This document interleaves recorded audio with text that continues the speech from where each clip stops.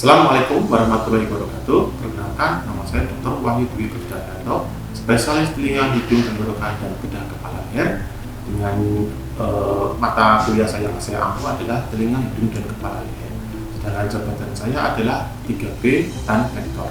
Untuk kuliah yang saya ampu adalah Disease in Special Sense System, di mana kuliah ini masuk dalam semester 5 yang akan mempelajari sistem telinga, hidung, dan tenggorokan. Materi ini mempunyai beban SKS 1,5 SKS dan capaian pembelajaran yang bisa dicapai pada materi kuliah ini adalah satu, telinga yang mencakup kelainan telinga bagian luar, telinga bagian tengah, dan telinga bagian dalam. Kemudian kelainan pada hidung dan sinus seperti rinitis vasomotor, rinitis alergi, dan rhinosinusitis. Kemudian untuk tenggorokan menyangkut penyakit faringitis, tonsilitis, dan angioedinitis. Untuk buku yang bisa kita baca pada materi ini, satu seperti Bailey, Head and Neck Surgery, kemudian Cumming, Otolaryngology, kemudian Kajelli, Essential Otolaryngology. Untuk metode pembelajaran yang bisa kita sampaikan di sini adalah satu, Discovery Learning, kemudian Problem Based Learning, kemudian Case Study. Ada 3 metode pembelajaran utama.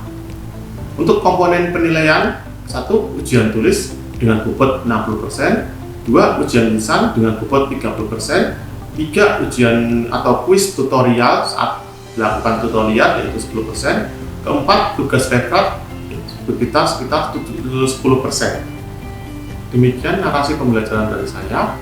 Kita lanjutkan untuk proses pembelajaran langsung kepada mahasiswa.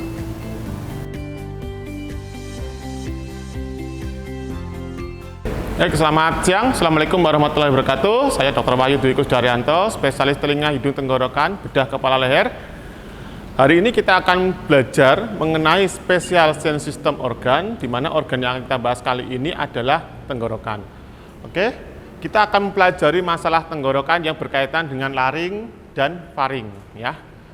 Yang pertama, kasus pertama adalah kasus faringitis. Di mana kasus faringitis itu merupakan sebuah penyakit yang paling sering dan paling umum diderita oleh kebanyakan orang. Bahkan kalian pun akan merasakan ini sesaat atau beberapa saat waktu. Ya. Hampir 80% faringitis oleh virus. Jadi tidak ada penggunaan antibiotik yang spesifik dibenarkan dalam penggunaan faringitis. Kemudian virusnya rhinovirus, influenza, adenovirus, dan coronavirus yang paling sering. Ya.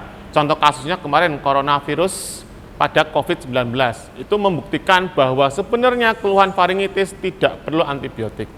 Ya. Beberapa kasus yang sedikit seperti HIV virus, Epstein virus, dan Coxsackie virus.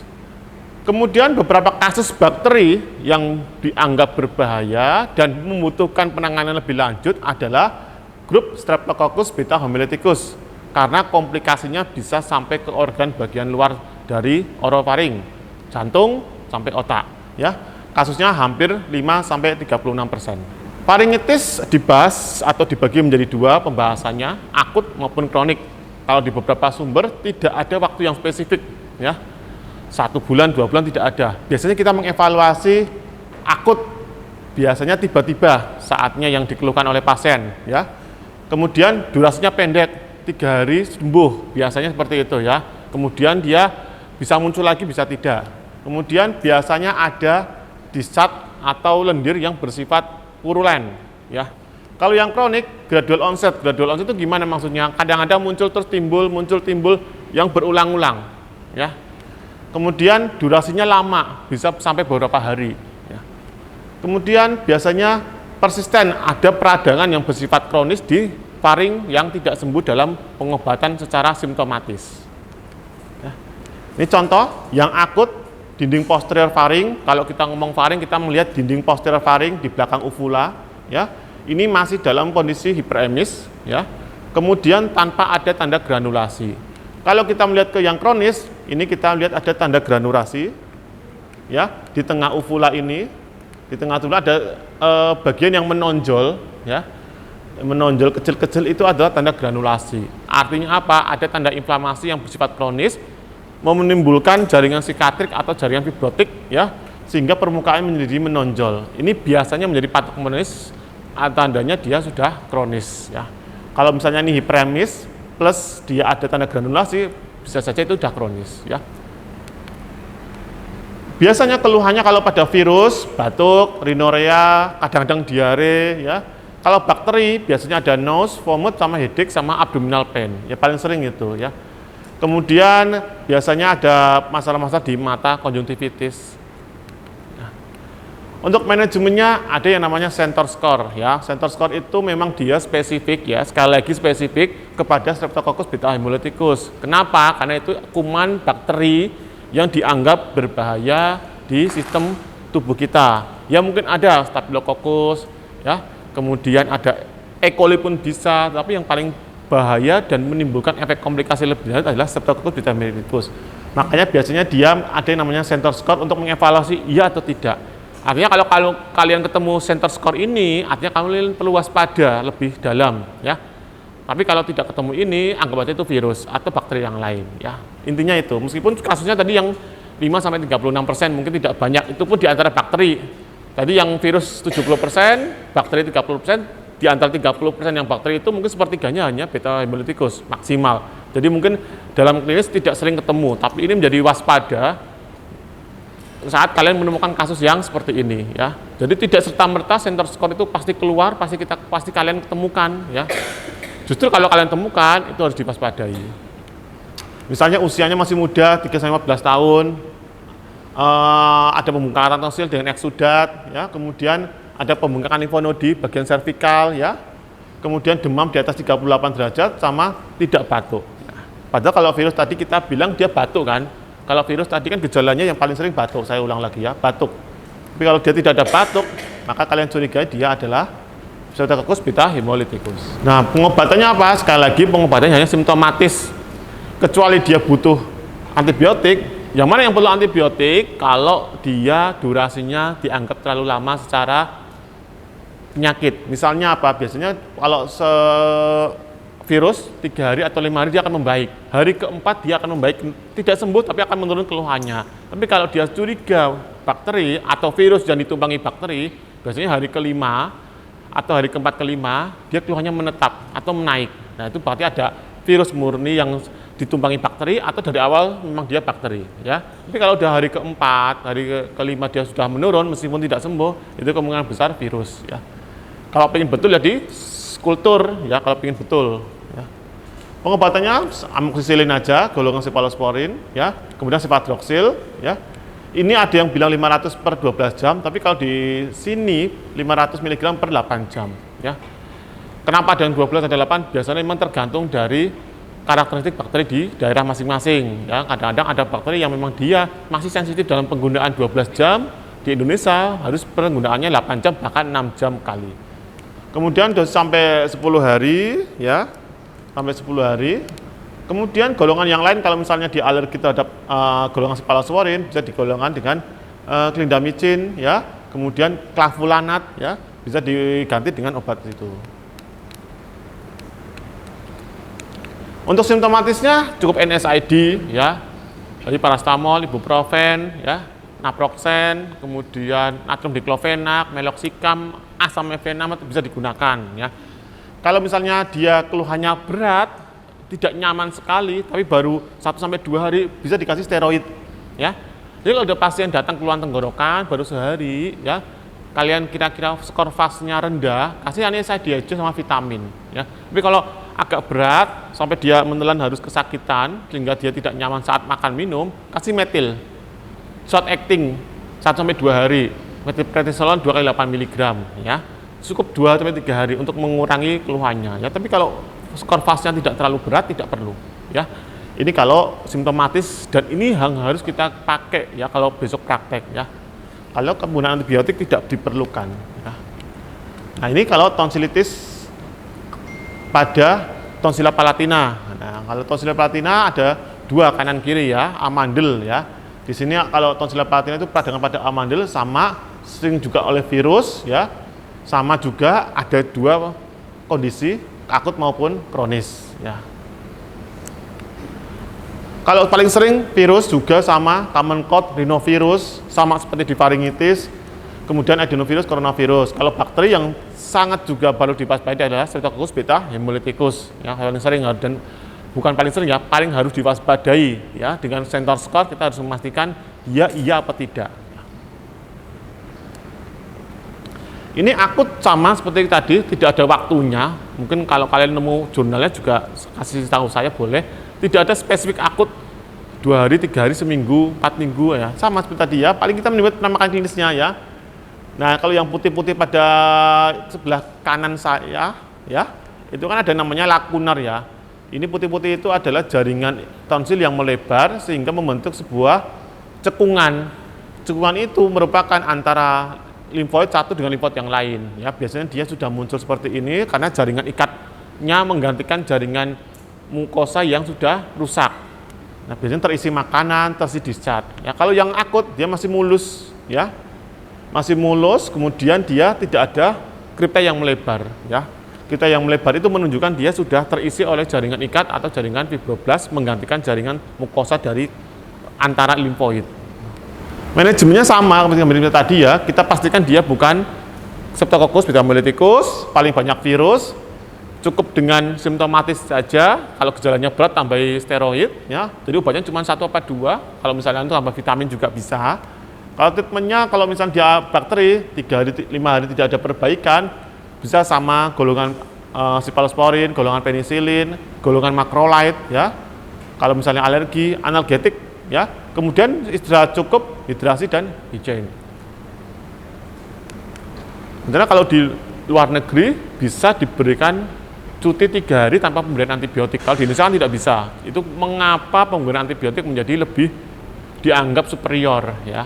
Kadang-kadang beberapa pasien jelas dia tidak mungkin cuti beberapa hari kerja tanpa menghasilkan rezeki kan. Jadi dia harus memang kadang-kadang perlu dipaksakan memberikan antibiotik. Itu yang jadi masalah kadang-kadang.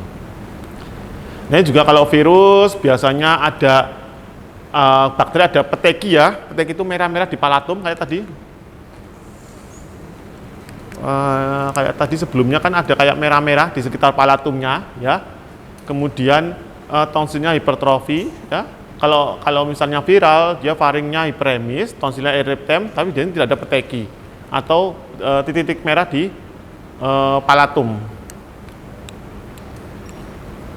Nah, kalau infeksi laring biasanya dia keluhannya disfonia atau serak. Pokoknya kalau ada pasien serak itu kemungkinan besar ya di hipofaring ya. Kalau sengau di hidung.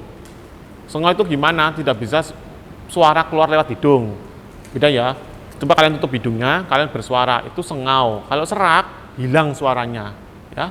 Hilang suaranya, tidak ada keluar suara dari bawah. Nah, itu disfonia atau kalau kita bicara ini ya serak itu. Biasanya ada sesak dan restraksi. Sesak biasanya karena dia pita suara bengkak, dia jalur utama nafas satu-satunya, dia akan menyumbat pernafasan. Dan satu lagi stridor inspirasi. Kalau sudah mulai sesak, sumbatan jalur nafas atas itu pasti ketemu stridor inspirasi. Kalau ada soal, ada pasien dengan sesak, kalian dengarkan dia lebih dominan apa. Kalau dia stridor inspirasi berarti bagian atas. Kalau ada wheezing mungkin bronkus. Ekspirasi stridor bagian bawah gitu ya. Biasanya lembuh dalam 5-7 hari ya, bisa disfonia ya. Biasanya ada saluran pernapasan batuk pilek dulu ya kan, kalau kalian sering kan batuk pilek, ada pasien batuk pilek kemudian suaranya hilang ya. Biasanya itu ada infeksi dulu di saluran napas bagian atas, hidung, tonsil, faring, kemudian turun ke laring, suaranya lama-lama hilang. Nah, itu biasanya ada infeksi yang ke pita suara. Nah, kalau pemeriksaan fisiknya biasanya kalau rhinovirus, influenza virus, dan parainfluenza. Nah, ini kalau pakai kaca laring ya, kalau bisa ya, saya katakan kalau bisa kaca laring periksaan dia tampak hiperemis di sekitar pita suara ya. Ini kan laring, kemudian itu ada plika vokalis, samping-sampingnya itu merah. Biasanya karena infeksi pada plika suara.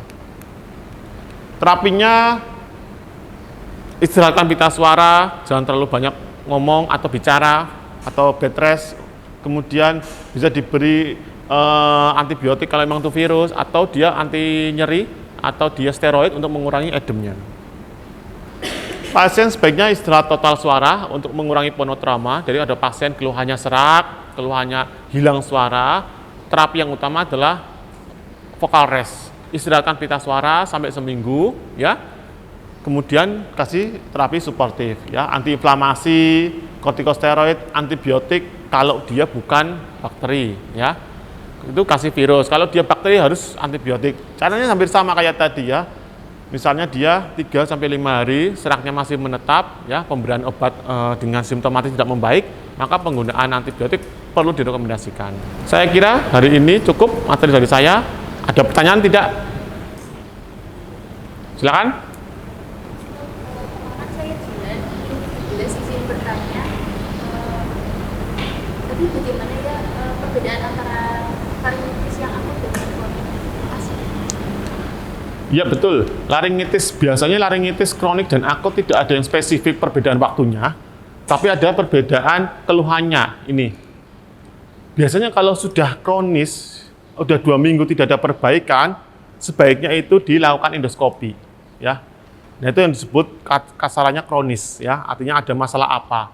Biasanya dia akan membaik dengan focal rest selama 2 minggu. Kita evaluasi 2 minggu, ya. Kalau sudah ada 2 minggu dia membaik, berarti karena penyakit yang lain, virus, bakteri, ya. Tapi kalau udah 2 minggu tidak ada perbaikan, bisa saja dia ada masalah yang lain. Misalnya pasien yang menggunakan vokalnya, seorang penyanyi, dia ada nodulnya, itu sudah kronis. Biasanya dalam 2 minggu dia tidak akan membaik, ya.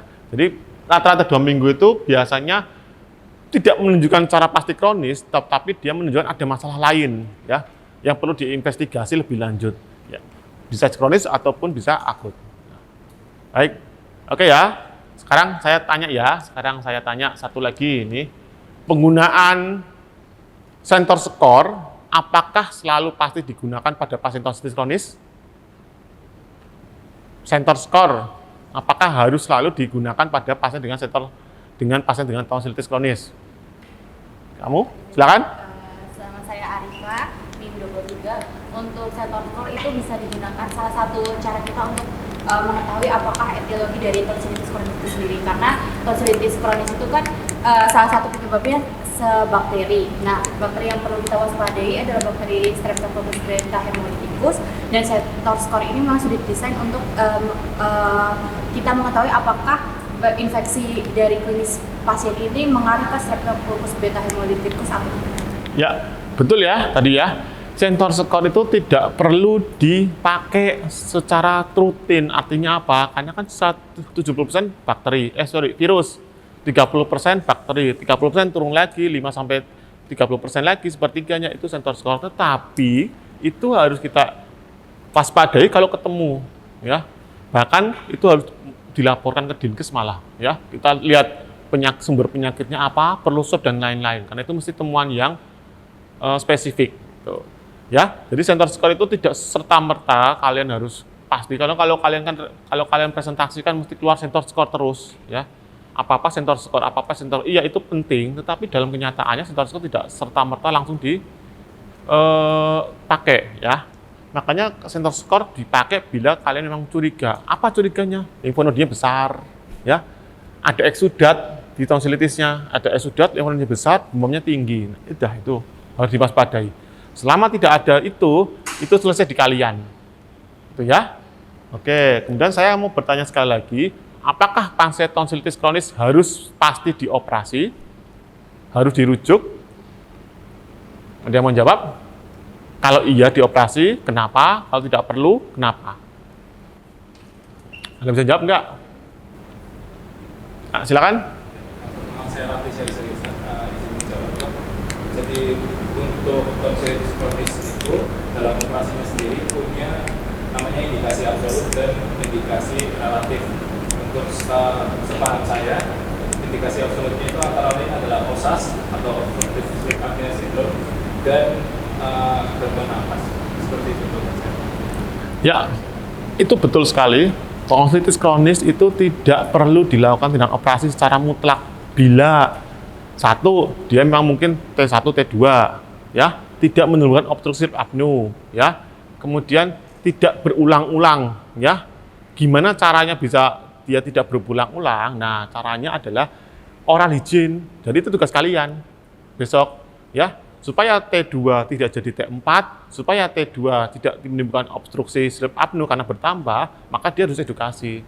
Oral hygiene, ya, kebersihan mulut, ya, kemudian tidak makan makanan tertentu yang bisa menimbulkan infeksi, ya, es, dan lain-lain, itu tidak serta-merta menimbulkan infeksi di virus atau tidak menimbulkan infeksi di tonsil, tetapi dia punya potensi, ya. Malah justru makanan-makanan yang berpotensi sisa dan meninggalkan celah di lakunar ini, itu justru yang diberbahayakan. Contohnya apa? Contohnya makanan-makanan yang beremah. Tahu yang beremah? Bukan berempah ya, beremah. Keripik, sesuatu yang pecah, kemudian dia sisa makanannya menempel di tonsil, itu yang diwaspadai, ya. Karena tentunya nanti dia akan menimbulkan infeksi yang berulang. Jadi caranya gimana ya? Caranya harus menghindari makanan-makanan itu. Satu, ya, makanya kan kalau orang dulu bilang ciki, ya, makanan yang kerupuk itu kan memang dihindari. Ya karena sebenarnya dia sisanya itu nempel di sini dan menimbulkan infeksi. Edukasi cara berkumur. Kemudian gimana cara ngumurnya supaya bersih? Mendongak, ya, mendongak kamas supaya kumurnya itu bisa membersihkan dari tonsil, gitu. Baik, itu ya. Saya kira cukup. Jadi itu sekilas tentang kuliah materi tentang kelainan pada faring dan laring, ya. Berikut beberapa penyakit yang mungkin bisa disampaikan di sini, ya. Saya akhiri. Selamat siang, semoga bermanfaat. Assalamualaikum warahmatullahi wabarakatuh.